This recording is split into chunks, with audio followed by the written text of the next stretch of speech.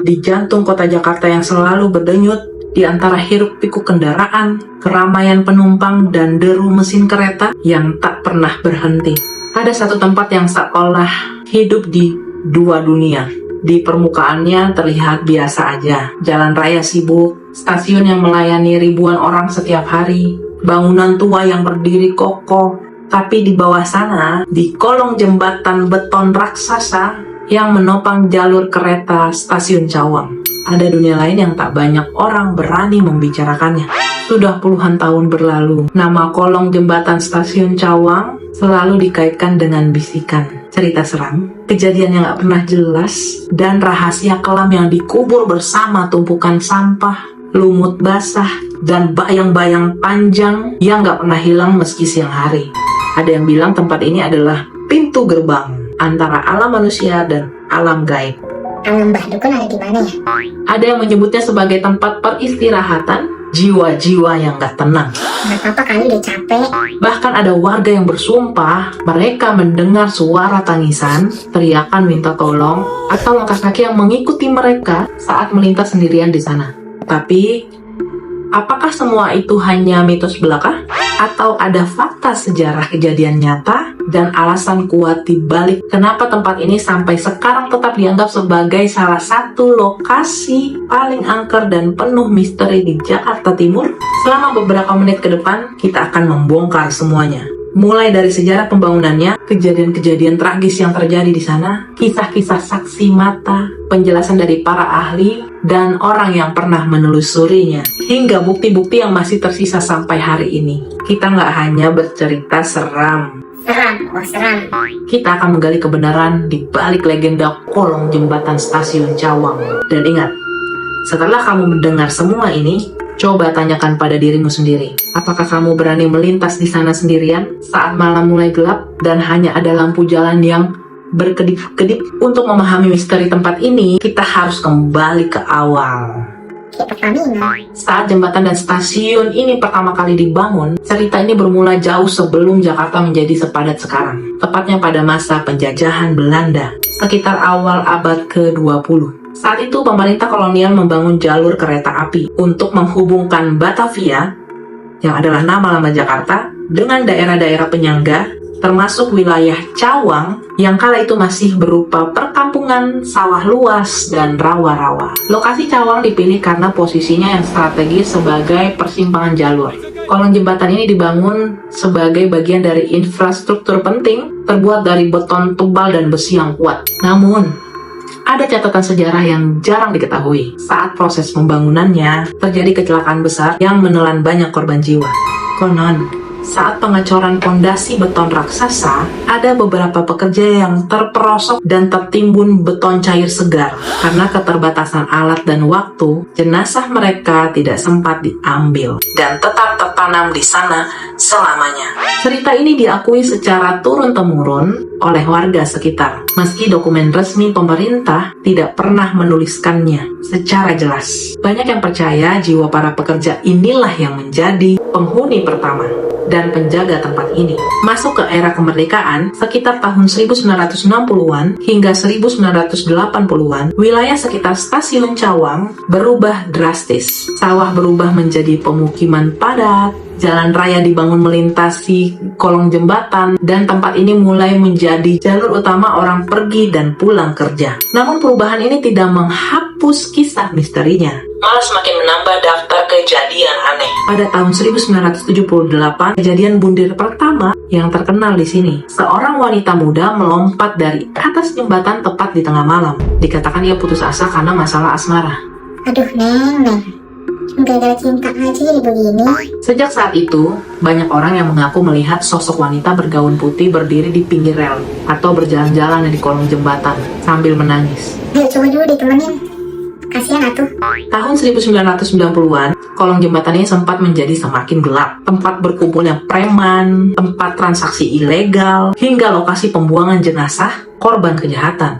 Beberapa kasus pembunuhan dan orang hilang pernah tercatat di sini, dan jenazahnya baru ditemukan berbulan-bulan kemudian di balik tumpukan sampah atau semak belukar di sekitar kolong. Hal ini membuat aura di tempat ini semakin suram dan menakutkan. Sampai tahun 2000-an, pemerintah melakukan perbaikan besar-besaran, membersihkan sampah, memperbaiki lampu jalan, menambah petugas keamanan. Tapi anehnya, meski tempat ini kini terlihat lebih terang dan bersih, kisah misteri ini nggak pernah hilang. Justru banyak warga yang bilang, makin dibersihkan, makin sering penampakan terlihat. Kok bisa ngono? Seolah-olah penghuninya merasa terganggu. Oh ngono. Sekarang kita masuk ke bagian yang paling ditunggu, cerita nyata dari orang-orang yang pernah mengalaminya sendiri. Manai sudah mengumpulkan beberapa kesaksian, mulai dari warga yang tinggal di sana puluhan tahun, petugas kebersihan, petugas stasiun, pengendara motor, hingga orang yang hanya kebetulan lewat. Berikut adalah kisah-kisah yang paling mengerikan dan sulit dijelaskan akal sehat.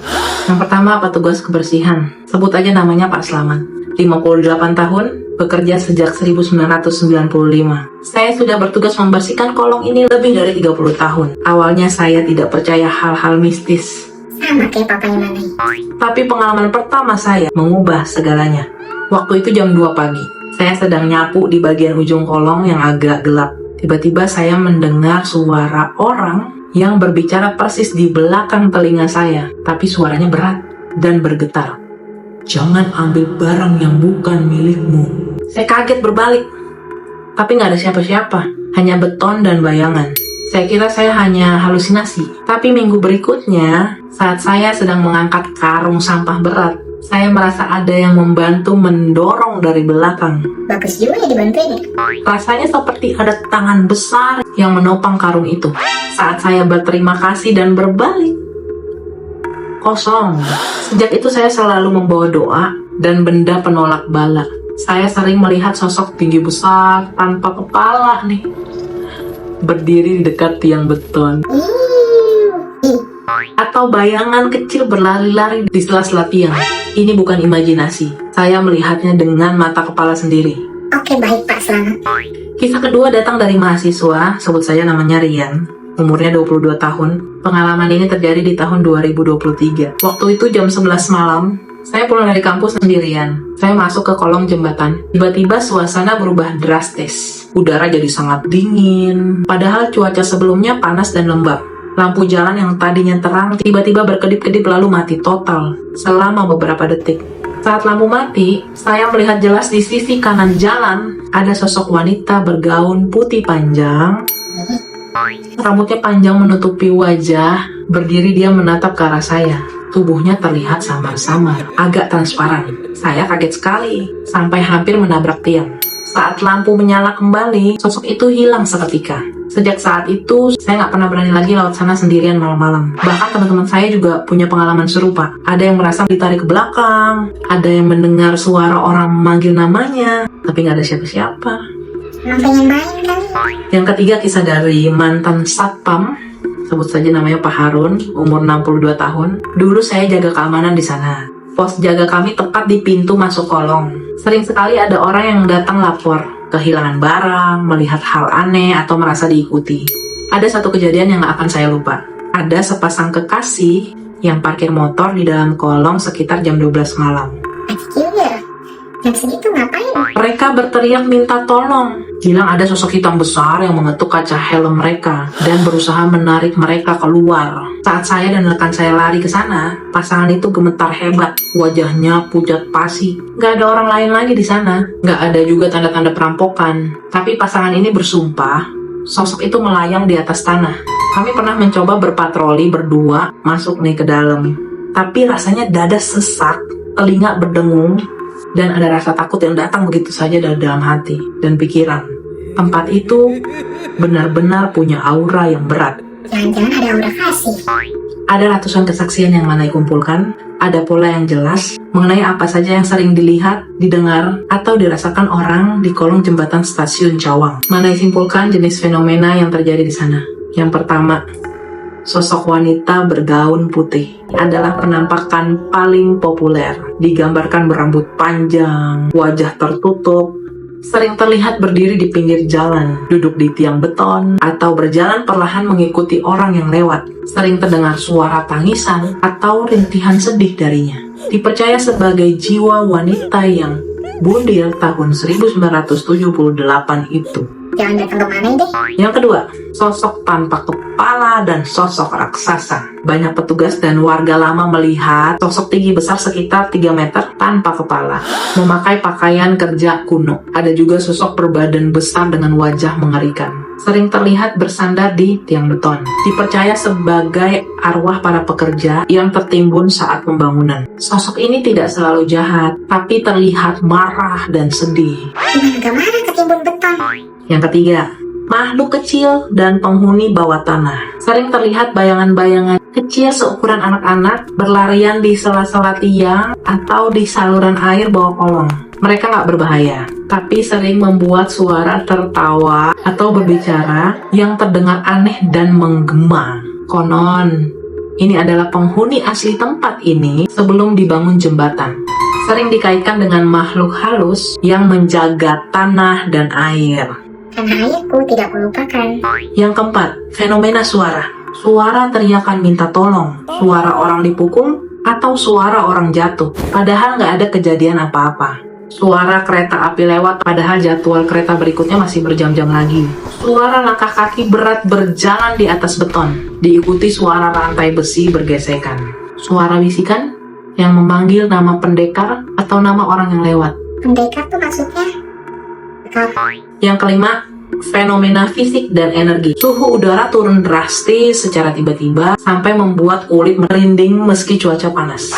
Perasaan berat di dada, sesak napas, pusing, atau rasa takut yang datang tanpa alasan jelas. Barang bawaan hilang atau berpindah tempat saat diletakkan sebentar. Nah loh, Lampu jalan, lampu kendaraan, atau alat elektronik sering rusak atau mati mendadak di sana.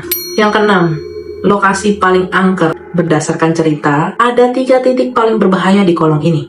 Yang pertama, titik tengah kolong, di mana beton paling tebal dan gelap, pusat energi paling kuat. Yang kedua, sisi kiri dekat saluran air, tempat pembuangan jenazah di masa lalu. Paling sering terdengar suara tangisan. Yang ketiga, ujung barat dekat rel, tempat banyak pekerja tertimbun, sering terlihat sosok tanpa kepala. Tentu saja nggak semua orang percaya pada hal mistis. Ada yang bilang semua ini hanya imajinasi, efek psikologis, halusinasi, atau ada penjelasan ilmiah. Mari kita bahas dari berbagai sisi, supaya kita bisa melihat gambaran utuhnya. Dari sisi mistis dan kepercayaan, menurut para ahli supranatural dan orang yang mendalami ilmu kebatinan, kolong jembatan Cawang adalah tempat pertemuan energi negatif yang sangat kuat. Alasannya, tanah bekas rawa. Dulu wilayah ini rawa luas. Menurut kepercayaan, rawa adalah tempat berkumpulnya makhluk halus dan energi yang belum tenang. Yang kedua, banyak darah dan kematian, kecelakaan kerja, bundir, pembunuhan, pembuangan jenazah. Tempat yang banyak kematian tragis dipercaya menyimpan jejak emosi kuat, marah, sedih, takut, yang tertinggal di tempat itu selamanya. Lalu struktur bangunan, beton tebal dan ruang tertutup dianggap trap energi, sehingga apapun yang ada di dalamnya sulit keluar dan makin lama makin kuat pengaruhnya. Selanjutnya, jalur energi. Karena berada di bawah jalur kereta api yang selalu bergerak dan bergetar, dipercaya ini membuka koneksi antar dimensi, sehingga makhluk lain lebih mudah muncul. lucu sih kalau dipikir-pikir ya. Lucu kan? Banyak dukun atau orang pintar yang pernah datang ke sana, dan semua sepakat. Tempat ini tidak boleh dijadikan tempat bersenang-senang, berbuat maksiat, atau mengganggu apapun yang ada di sana. Jika dihormati, biasanya nggak ada gangguan. Tapi jika dihina atau diganggu, dampaknya bisa buruk. Selanjutnya, dari sudut pandang sejarawan dan sosiolog, cerita misteri ini terbentuk karena alasan sosial. Yang pertama, tempat gelap dan terpencil. Dulu lampu jarang, sepi, banyak semak. Secara alami manusia akan merasa takut, dan rasa takut itu diubah menjadi cerita seram untuk memperingatkan orang supaya hati-hati. Yang kedua, kriminalitas. Karena dulu banyak kejahatan di sana, cerita seram sengaja disebarkan supaya orang takut masuk, sehingga mengurangi angka kriminal. Cerita mistisnya yang beredar itu jadi penjaga alami. Yang ketiga, tragedi bercerita. Dari mulut ke mulut, makin ditambah bumbu, makin seram. Sampai akhirnya jadi legenda dan makin melekat di ingatan masyarakat. Jadi sebagian misteri ini terbentuk juga karena budaya bercerita dan kebutuhan sosial untuk menjaga keamanan wilayah tersebut. Kemudian dari sisi ilmiah dan logis, dari pandangan ilmu pengetahuan, banyak kejadian aneh yang punya penjelasan masuk akal. Yang pertama, akustik ruang. Kolong jembatan ini dikelilingi dinding beton tebal yang memantulkan suara. Suara kereta dari jauh, suara kendaraan, atau suara orang berbicara di atas jalan itu bisa bergema, berubah bentuk, dan terdengar seperti suara teriakan, tangisan, atau panggilan samar-samar. Otak manusia ini yang sedang waspada atau takut akan menerjemahkan suara itu menjadi hal yang menakutkan. Yang kedua, suhu dan angin. Udara di sana kurang bergerak, lembab, dan suhunya lebih dingin dibandingkan jalan raya yang terbuka. Rasa dingin yang berlebih sering disalahartikan sebagai rasa dingin gaib. Efek psikologisnya, saat kita sudah tahu tempat ini angker, otak kita ini akan lebih sensitif. Bayangan tiang, semak, sampah, atau pantulan cahaya lampu yang berkedip akan dengan mudah dianggap sebagai sosok atau makhluk. Ini disebut efek sugesti. Selanjutnya, medan listrik. Jalur kereta api memiliki aliran listrik dan medan magnet yang kuat. Ada teori bahwa medan ini bisa mempengaruhi saraf manusia, menyebabkan pusing, sesak napas, halusinasi ringan, atau rasa takut tiba-tiba, persis seperti keluhan yang sering dialami orang di sana. Jadi, mana yang benar? Apakah semua ini hanya suara bergema dan imajinasi? Atau memang ada hal di luar nalar yang hidup di sana? Jawabannya mungkin ada di tengah-tengah. Banyak kejadian yang sudah terjelaskan, tapi masih banyak kisah yang sampai sekarang nggak bisa dijawab oleh ilmu pengetahuan maupun sejarah. Misteri kolong jembatan Stasiun Cawang tetap menjadi teka-teki yang terbuka, tergantung pada apa yang kamu percayai. Setelah mendengar semua sejarah dan kisah ini, mungkin ada di antara kamu yang penasaran dan ingin melintas atau datang ke sana. Kalau kamu berniat melewati kolong jembatan Stasiun Cawang, baik siang maupun malam, ada aturan tidak tertulis yang sudah diwariskan turun-temurun dari warga dan orang yang paham kondisi tempat ini. Melanggarnya berarti kamu siap menghadapi resiko yang tidak menyenangkan. Berikut pantangan lengkapnya. Dilarang berkata kasar, mencela, atau mengucapkan kata-kata yang menantang. Jangan pernah bilang, "Ah, ini cuma mitos. Mana ada hantu?" Atau meludah sembarangan. Dipercaya penghuni sana sangat peka terhadap ucapan. Yang kedua, dilarang buang air besar dan kecil sembarangan, membuang sampah atau berbuat maksiat. Tempat ini dianggap sakral oleh penghuninya. Kotoran dan perbuatan buruk dianggap penghinaan besar, dan biasanya gangguan berat akan segera terjadi. Yang ketiga, wajib berdoa dan ucapkan salam saat masuk. Ucapkan dalam hati atau lisan. Assalamualaikum, izin lewat, saya hanya melintas, nggak bermaksud mengganggu siapapun. Ini bentuk penghormatan utama. Biasanya kalau Manai itu, permisi, saya nggak mau ganggu, saya lewat ya. Selanjutnya, jangan menoleh atau melambai jika dipanggil. Jika mendengar suara memanggil namamu atau suara orang yang kamu kenal, jangan jawab dan jangan menoleh. Teruslah berjalan atau berkendara lurus ke depan. Itu trik paling umum untuk menarik perhatian. Padahal kamu jalan sendirian terus kamu dengar suara, entah suara papa kamu atau mama kamu atau adik kamu lagi nggak ada sama kamu. Jalan aja lurus, sanggup, berangkat gas. Jangan berhenti terlalu lama apalagi sendirian. Kalau kendaraan kamu mogok, tetap tenang, dorong perlahan sambil terus berdoa. Dan jangan melihat ke sudut-sudut yang gelap. Jangan membawa barang dari sana. Nggak boleh mengambil batu, kayu, pecahan beton, atau barang yang kamu temukan di tanah sana. Barang itu dianggap milik penghuni tempat dan membawanya pulang berarti membawa pulang gangguan. Peraturan ini bukan sekedar tahayul. Ini adalah bentuk menghargai tempat dan apapun yang ada di dalamnya. Dimanapun kamu berada, menghormati lingkungan selalu menjadi kunci keselamatan. Sudah beberapa menit kita bersama, menelusuri setiap sudut cerita, sejarah kelam, kejadian nyata, dan fakta di balik kolong jembatan Stasiun Cawang. Kita sudah tahu tempat ini lahir dari tumpukan beton dan keringat para pekerja, menyimpan duka dari kecelakaan dan kematian tragis, menjadi saksi bisu masa kelam kejahatan, hingga kini tetap berdiri menyimpan jutaan bisikan yang tak terjawab. Apakah kamu sekarang melihat tempat ini sama seperti dulu? Atau sekarang, setiap kali mendengar nama Cawang terlintas di pikiran, kamu akan teringat betapa banyak cerita yang terkubur di bawah beton raksasa itu. Misteri tempat ini tidak akan pernah mati. Selama masih ada orang yang lewat, selama masih ada bayangan di sudut kolong, dan selama masih ada cerita yang dibisikkan dari mulut ke mulut, legenda ini akan terus hidup. Mungkin aja saat kamu menonton video ini, atau besok saat kamu berkendara melintas di Jakarta, kamu akan melewati daerah itu. Lampu jalan yang berkedip, angin yang tiba-tiba dingin, atau bayangan samar di ujung jembatan. Apakah itu hanya beton dan angin? Atau ada mata yang diam-diam mengawasi lewatnya setiap orang yang berani melintas di sana? Kebenaran sejati mungkin hanya diketahui oleh mereka yang tinggal di sana, di kolong jembatan itu. Selamanya. Sekarang giliran kamu. Apakah kamu punya pengalaman seram di kolong jembatan stasiun Cawang? Atau tempat angker lainnya di Jakarta? Ceritakan pengalamanmu di kolom komentar sekarang. Tuliskan sejelas mungkin, siapa tahu ceritamu akan Manai bahas di episode berikutnya. Jangan lupa like dan share video ini ke teman-temanmu, terutama yang sering pulang malam atau suka cerita misteri. Karena berbagi cerita ini adalah cara kita menjaga dan meneruskan legenda yang ada. Dan pastikan kamu sudah subscribe Manai Berkisah, serta nyalakan lonceng notifikasinya.